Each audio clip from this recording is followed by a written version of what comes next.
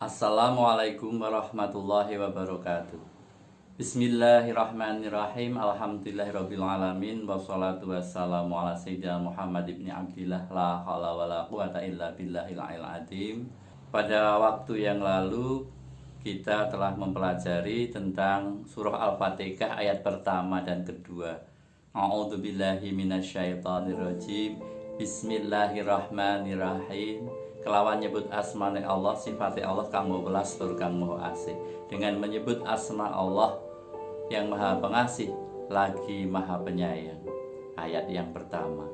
Ayat yang kedua, alhamdulillahirabbil alamin. Kabehane puji iku kagungane Gusti Allah kang mengirani wong alam kabeh. Segala puji bagi Allah, Tuhan seluruh alam. Dan kita sekarang masuk ke ayat yang ketiga. Ar-Rahmanir-Rahim. Kang Maha Welas tur kang Maha Asih, yang Maha Pemurah lagi Maha Penyayang. Kalau ayat sebelumnya Alhamdulillahirabbil alamin. Rabbil alamin itu adalah mengirani wong alam kabeh menjadi Tuhan semesta alam yang itu berkuasa. Kalau kita mendalami, memahami dan menghayati sampai di hati, maka akan ada rasa gentar, ada rasa takut yang sangat di dalam hati. Karena apa? Karena kuasanya Allah.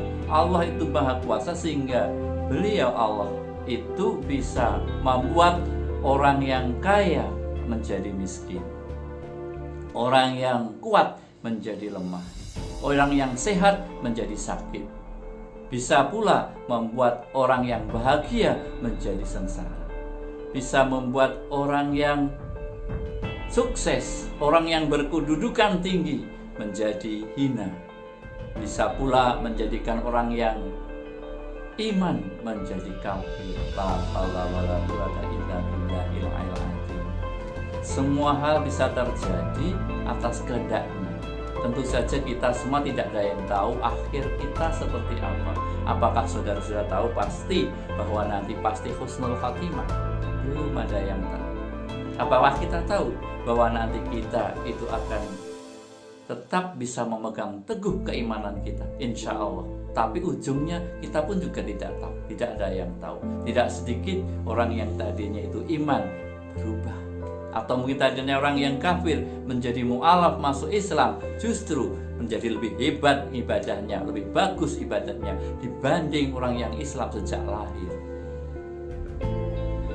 Tetapi kemudian diteruskan dalam bahasa Jawa, disusuli dengan ayat berikutnya, Ar-Rahman Ar-Rahim.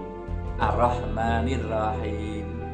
Kang Maha Welas tur kang Maha Asih, Maha Pengasih lagi Maha Penyayang. Sehingga kita supaya terus mengharapkan rahmat Allah, kasih sayang Allah, kita terus berharap sehingga ada harapan, ada kesenangan, ada titik yang terang, ada harapan, supaya kita terus berharap akan rahmat Allah.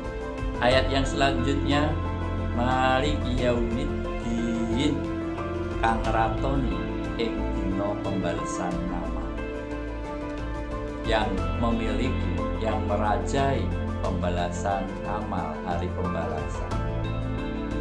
Kalau di dunia ini Allah itu ada yang ingin menyaingi, seperti Firaun, laknat Firaun, Raja Namrud dan lain-lainnya. Mereka mengaku-ngaku sebagai Tuhan. Tapi di akhirat nanti tidak ada satu pun yang bisa. Ya, ini pun di dunia pun sebetulnya kekuasaannya mutlak, hanya karena ketidaksopanan dan keangkuhan bahkan manusia yang berlebih-lebihan sehingga mengaku dirinya sebagai Tuhan. Ada yang seperti itu. Ayat selanjutnya, Iyyaka na'budu wa iyyaka nasta'in. Namung dumateng panjenengan nyembah kula, lan namung dumateng panjenengan nyuwun pitulung kula. Hanya kepadamu aku menyembah dan hanya kepadamulah aku memohon pertolongan. Ibadah itu ada 3 tingkatan. Tingkatan yang pertama, tingkatan rendah. Tingkatan yang kedua menengah, yang ketiga tingkatan tinggi. Tingkatan ibadah yang rendah adalah kita beribadah karena ingin masuk surga. Loh, kayak gitu kok rendah ya? Ya, karena kita takut neraka. Pada hakikatnya, ketika kita beribadah karena kita ingin masuk surga, berarti Allah hanya digunakan sebagai alat supaya kita bisa masuk surga.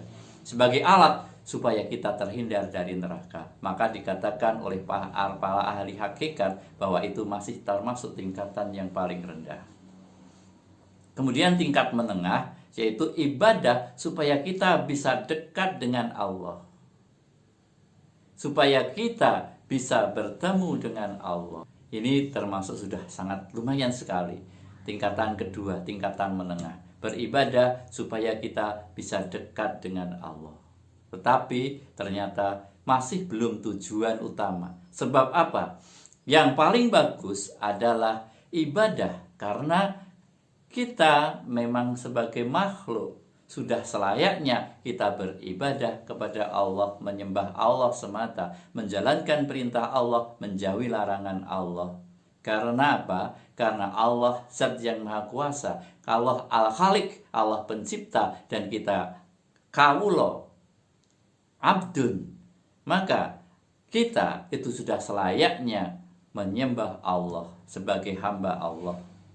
Berarti itulah ibadah yang bebas, merdeka. Artinya ibadah yang tidak tertekan, tidak karena ketakutan, tidak karena harapan-harapan untuk keinginan kita sendiri, tapi itu murni penghambaan lillahi ta'ala, karena Allah ta'ala, hanya kepada Allah ta'ala. Maka ketika sholat mesti usolli fardhu subhi dan seterusnya diakhiri dengan lillahi ta'ala, karena Allah ta'ala, ya, dan hanya untuk Allah ta'ala saja.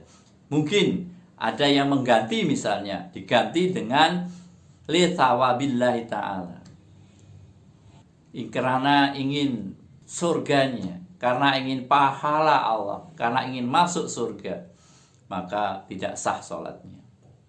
Atau mungkin karena takut neraka, usolli fardhu subhi dan seterusnya, yang diakhiri kemudian lil harabi min iqabillahi ta'ala, karena takut kepada siksa Allah. Itu juga tidak sah sholatnya. Semua harus lillah. Inilah gambaran pentingnya penghambaan yang sejati. Para kekasih-kekasih Allah adalah beribadah melulu hanya karena Allah semata, seperti para wali-wali dan kekasih-kekasih Allah. Syekh Abu Hasan As-Sadili pernah paring dawuh, iyyaka na'budu itu adalah syariat, mengenai syariat. Sudah selayaknya kita itu beribadah kepada Sang Khalik Al-Khalik. Ini berdasarkan lan nyembah ing Allah lan aja nyekutokake Gusti Allah ing suci-suci. Dan sembahlah Allah dan jangan menyekutukan Allah dengan apapun. Ini kita di dalam hati harus paham bahwa itu adalah syariat kita melakukan ibadah. Tetapi iyyaka na'budu wa iyyaka nasta'in, ini menurut Syekh Abu Hasan As-Sadili, beliau mengatakan inilah laku hakikat. Hakikatnya di situ. Maksudnya bahwa kita beribadah itu adalah atas kehendak Allah. Kita bisa sholat, bisa sedekah, kita bisa berbuat baik, kita bisa beribadah kepada Allah. Yang menerima ibadah kita juga Allah, yang menjalankan juga Allah, yang memberikan kita ilmu, yang memberikan kita kemampuan, yang memberikan kita kekuatan dan bisa melaksanakan ibadah itu Allah, sehingga kita hanya jalan saja, ibarat pedalangan seperti wayang itu. Allah lah yang menggerakkan tubuh kita, menggerakkan hati kita, pikiran kita, seluruh daya upaya kita untuk beribadah. Itu adalah atas kehendak Allah, dan Allah yang menggerakkan, bukan diri kita. kita tidak ada apa-apanya. Maka ketika penghambaan yang sudah seperti itu sudah menyentuh pada hakikat, maka tidak akan ada kesombongan. Apakah tingginya ilmu, apakah banyaknya sedekah, bagusnya ibadah, khusyuknya ibadah, bagusnya bacaan Al-Quran, hafal Al-Quran, sampai disebut seorang ustadz, ustadzah, kiai, sebutan-sebutan mulia lainnya.